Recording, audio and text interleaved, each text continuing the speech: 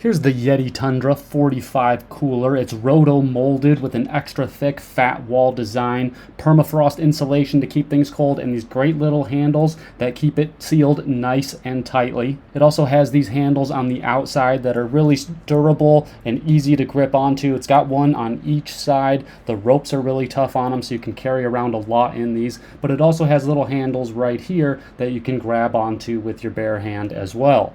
And they've got these little holes here so you can lock it closed or keep it tied up to something to keep thieves away. And it also has this really interesting lip in here that makes sure that all the cool stays in and the hot stays out. This is obviously one of their primary designs.